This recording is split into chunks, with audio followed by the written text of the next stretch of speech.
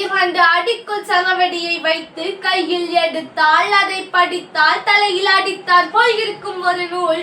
அறம், பொருள், இன்பம் என 133 அதிகாரங்களை கொண்டு 1330 வைர மணிகளை கொண்ட உலக அளவில் அதிக மொழிகளில் மொழிபெயர்க்கப்பட்ட பொய்யாமொழி, வாயுரை வார்த்து, முப்பால், உலக பொதுமுறை என பல பெயர்களால் போற்றப்படுகின்ற திருக்குறளை பற்றி தான் பேச வந்துள்ளேன். அன்பும் மரணம் உடைத்தாயின் வாழ்க்கை, பண்பும் பயனும் அது. இன்பத்து பாலில் அமைந்துள்ள இக்குறள் இல்லற வாழ்க்கையின் அடிப்படை தத்துவத்தை 2 அடிகளில் ஆழமாக பேசுகிறது. வள்ளுவர் ஏன் அன்பையும் அறத்தையும் இல்லறத்தின் அச்சாணியாக குறிப்பிட்டார்? அன்பு என்றால் என்ன? அன்பு என்பது வெறும் காதல் அல்லது பாசம் மட்டுமல்ல. அது ஒரு குடும்பத்தின் ஆணிவேர்.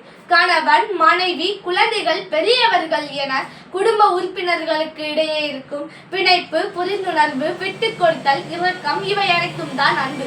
அடுத்ததாக அரண். அரண் என்றால் என்ன? நீதி, நேர்மை, ஒழுக்கம், பிறருக்கு உதவுதல் இவையெல்லாம் தாங்க அரண்.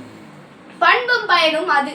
அன்பும் அறனும் நிறைந்த இவ்வாழ்க்கை தான் உண்மையான பண்பை உடையது என்கிறார் திருவள்ளுவர். அத்தகைய வாழ்க்கையின் பயன் என்ன? புகழ் பெறுவதோ செல்வம் சேர்ப்பதோ மட்டும் பயனல்ல. அடுத்த தலைமுறைக்கு ஒரு சிறந்த ஒழுக்கத்தையும் மனித நேயத்தையும் கற்றுக் கொடுத்து ஒரு சிறந்த சமுதாயத்தை உருவாக்குவதுதான் அந்த வாழ்க்கையின் உண்மையான பயன் என்கிறார் திருவள்ளுவர். உதாரணமாக, ராமாயணத்தில் ராமன் தன் தந்தை சொல்லை காக்க காட்டிற்கு சென்றதும், சீதா தன் கணவன் மீது உள்ள அன்பால் அவனுடன் சென்றதும் அன்பிற்கும் அறத்திற்கும் ஒரு மிகச் சிறந்த உதாரணம். நம்மை சுற்றியுள்ள எத்தனையோ குடும்பங்கள் பொருளாதார ரீதியாக உயர்ந்த நிலையில் இல்லாவிட்டாலும் அன்புடனும் நேர்மையுடனும் வாழ்ந்து மதிப்புடன் திகழ்கின்றனர். பெரியவர்கள் நம் குழந்தைகளுக்கு கற்றுத்தரும் நற்பண்புகள் தான் நம் நாட்டின் எதிர்கால தூண்கள். அன்பும் அறனும் ஒரு குடும்பத்தின் 2 கண்கள் போல.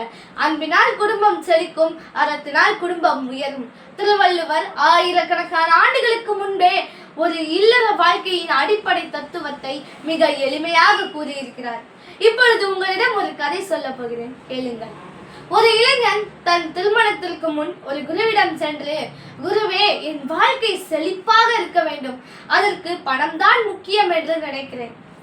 ஏனெனில் பணம் பந்தியிலே குணம் குப்பையிலே என்று எங்கள் ஊரில் எல்லோரும் சொல்வார்கள் என்று கூறினார். அதற்கு அந்த குருவோ சிரித்து கொண்டே, நான் ஒரு கதை சொல்கிறேன், அதை கேள் என்றார். ஒரு ஊரில் ஒரு பெரிய பணக்காரன் இருந்தான். அவனிடம் இல்லாதது என்று எதுவுமே இல்லை. ஆனால் அவன் வீட்டில் தினமும் பிரச்சனை தான். மனைவி அவனிடம் பேச மாட்டார்கள், பிள்ளைகளோ அவனை பார்த்தால் பயப்படுவார்கள். கடவுளே, என் வீட்டில் எனக்கு எல்லாமே இருக்கிறது, ஆனால் என் வீட்டில் நிம்மதி இல்லை என்றான். அப்பொழுது அவங்க வீட்டில் ஒரு நாள் தீப்பிடித்து விட்டது. அவன் என் பணம் போச்சே என்று அழுது கொண்டிருக்கிறான். அப்பொழுது அவனின் மனைவியும் பிள்ளைகளும் தீயில் மாட்டிக்கொண்டனர். அவன் முன்னர் ஒரு காலத்தில் ஒரு முறை ஒரு ஏழை தம்பதியருக்கு உதவி செய்தான். அந்த ஏழை தம்பதியர் வீட்டிற்கு வந்து அவன் குடும்பத்தை காப்பாற்றினார்கள். அப்பொழுதுதான் அவன் புரிந்து கொண்டான், அன்பே சிவம் என்பதையும் அறம் செய்ய விரும்பு என்பதையும் புரிந்து கொண்டான். இக்கதையிலிருந்து நமக்கு என்ன தெரிய வருகிறது? பணத்தினால் வரும் உறவுகள் பொய்யானது, அன்பினால் வரும் உறவுகள் தான் உண்மையானது என்று குரு அந்த இளைஞரிடம் கூறினார். அந்த இளைஞனும் சிரித்துக் கொண்டே குருவின் சொல்லின்படி வாழ்ந்தான். சிரம் தாழ்ந்து வணங்குவதே நல்ல பழக்கம், அதுவே எனது வழக்கம், தமிழே என்றும் என் முழக்கம். இத்துடன் என் உரையை முடித்துக் கொள்கிறேன். நன்றி, வணக்கம்.